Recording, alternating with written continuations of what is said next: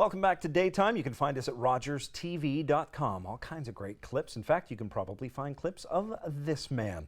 Want to say hi to Jason Carter, president of Usafe Solutions and the host of Urban Self-Defense. Jason, thanks for coming in. Well, thanks for having me. This is Health and Safety Week, and Rogers TV inviting many different speakers in to hold seminars and talk about hazards and different things in the workplace. We don't think of other coworkers as hazards in the workplace, but they can be.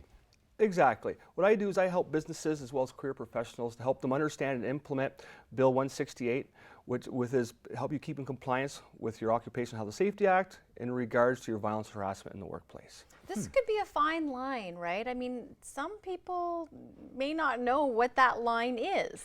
And the first thing is education. You know, putting down in writing what you classify as violence and harassment. That's step one. And step two is making it transparent enough so people actually will use it, and that's a big thing. Once you have that policy in place, now you have to look at other types of training. You know, for example, if you have off-site, people that go off-site quite a bit, like you do here at Rogers, right. Training that involves around them off-site, maybe a call-in procedure, you know, and things like that. A lot of the things that happen at Rogers TV and on the cable side, people going into random people's homes. You never know who that person might be. That can be a dangerous situation. And it is, and those things you need to think about. Just give you a few examples. You know, maybe for your office, if you're in a position where you have to deliver bad news, maybe hire and fire or give financial bad news. You want to set your office up for your own personal safety.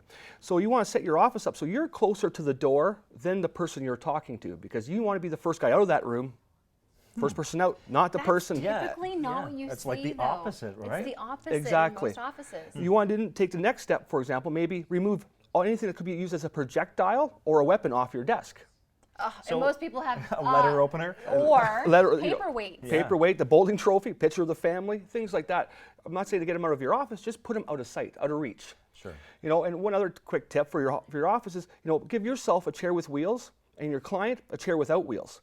Again, you want to be able to move quicker to remove yourself from that situation if it ever became harassment or violent. Right. Or better yet, a chair with restraints would be even better. Exactly. How important is it, though, for us to take the onus on ourselves to learn a little bit of self-defense? It's pretty important. They say on average, last year there was about 350,000 cases of harassment and violence in the workplace across Canada. Wow. And that's a large number. And, you know, I want people to become aware of that, because personal safety is exactly that, personal safety. You know, and for example, off-site controls, you know, if you have to visit a client off-site, it could be a home visit, it could be just even a business visit. I would suggest to people, take a drive-by, do 2 drive-bys in either direction, for example, in front of that residence. Look at where the front entrance is. Maybe you'll see a second exit as well. You might find, oh, that second exit goes into a boxed-in parking lot. Maybe I may not want to use that. And, you know, you might find, well, the person I'm visiting is safe enough, but where I have to park and where I have to travel through might not be. And that drive-by will open up your eyes to that. Unfortunately, a lot of times we don't realize we're in a dangerous situation until we need to get ourselves out of it, though.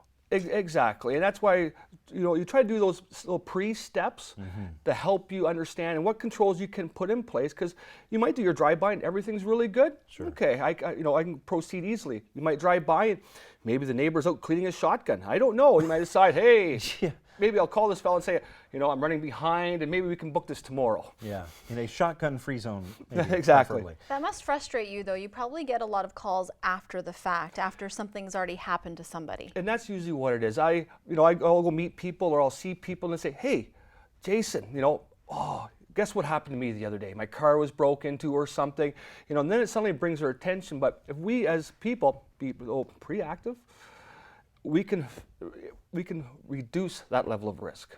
As the host of Urban Self-Defense, you also do the 1-minute mini episodes as well. Yes. You may have seen them on Rogers TV.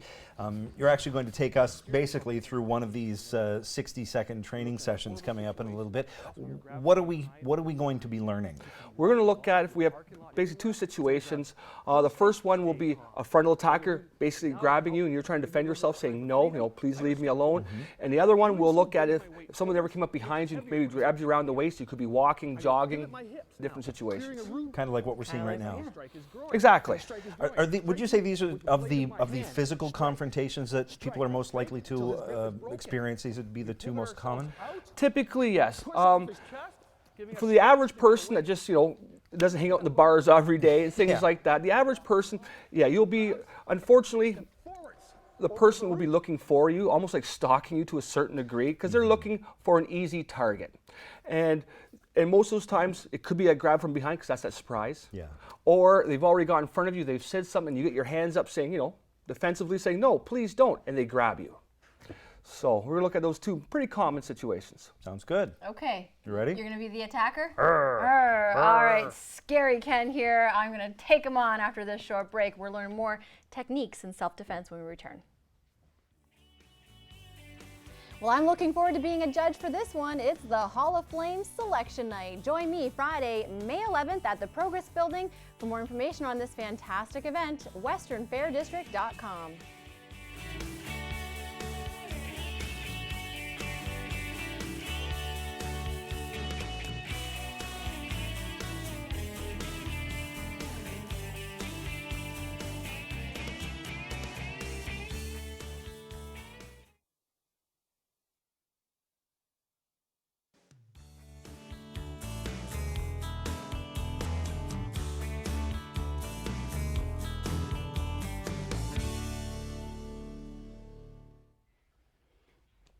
Hi. Put him up. Come on. Welcome back to Daytime. RogersTV.com is our website. Jason Carter joining us, teaching us a few self-defense tips.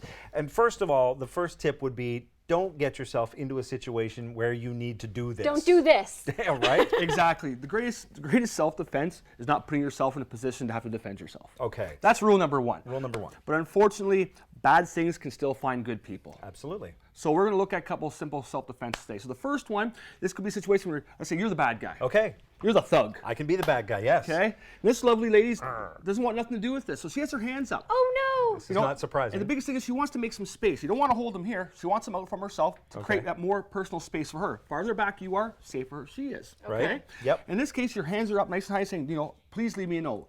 He's going to basically grab your wrist because he wants to maybe take you away. Okay. So the first thing you want to do is never create a tug of war because the biggest person is going to win. Okay? Number one.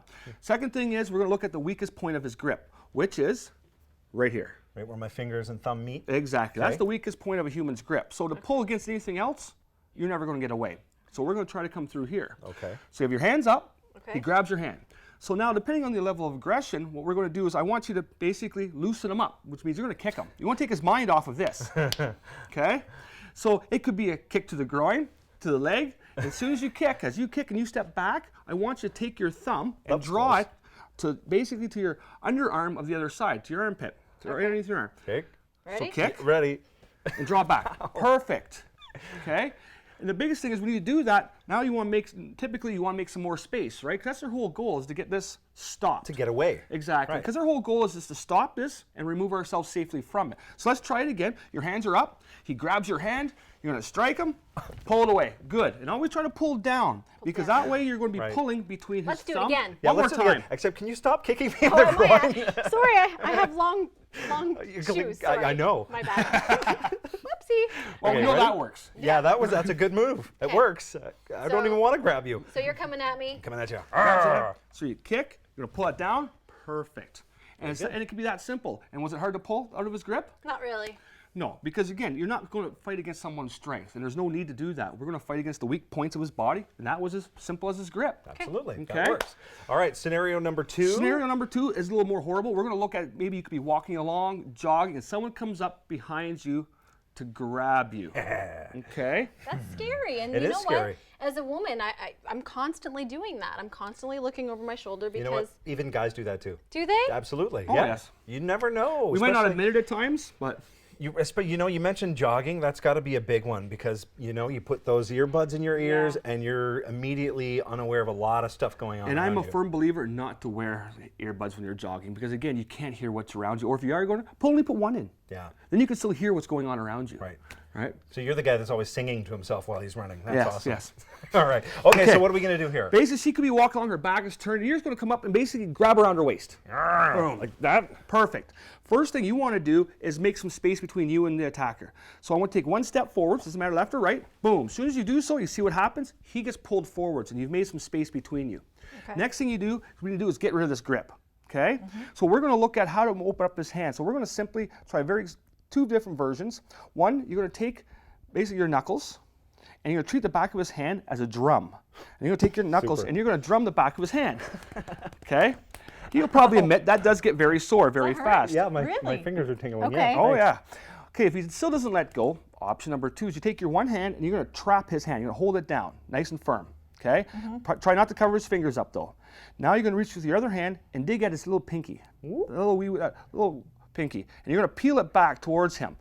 If he enjoys having a finger, he's going to let go of you. As soon as his grip breaks, I would suggest to break your grip. I want you to turn towards him because you want to see who this attacker is. Okay, so I broke it. Broke it off. Take one step, do your turn, and that's when you could hit him. Sure. It could be a punch. It could be, I suggest to a lot of people what we call a palm heel. Take your finger and thumb and roll them in and hit basically with the heel of your hand. You don't want your fingers open. It could get caught on something and break your fingers. Sure. Here, they're a lot more stiff and rigid. You could hit them. After you broke your grip, you're going to turn, you're going to hit them. Okay. And then you can push off of them, push away, make some more space. So let's do that one more time. We get you turned around. Yep. Okay. Okay, here we go. You're walking along, you could be jogging. He comes up and grabs you. First thing, don't panic. Step forwards, make some space. Oh, yeah. Yep, give us a space. Boom. Now rattle it open. As soon as his grip breaks, Ow. I want you to turn towards him, hit him, boom, push. Oh, Could she be went with the kick. That'll work too. Nice. And then escape. Because again, our whole goal here is to stop whatever's happening and safely remove ourselves from it. There is no need to go toe-to-toe with this person. Stop it, get out of there. Step 1, though, as you mentioned, is just don't put yourself in that situation. And that's the key. And that is the true key. You know, Perfect. when it's a dark park at night, don't cut through the park, go around it, things like that. Common sense. How can we get in touch with you? Yeah. Several ways. You can visit my website at www.usafe.ca. You can email me at solutions.usafe.ca, or you can give me a call, 226-927-1987. Perfect. Thank you. Thank you. Thank you so much. Thank you. I think we could all use a little lesson. Absolutely. All right, we'll take a short break. More daytime still to come. Stay with us. It is a wonderful time of year. The opening of Fanshawe Pioneer Village for a brand new season happens Saturday, May 19th. Get all the details at fanshawepioneervillage.ca. For more great events, RogersTV.com.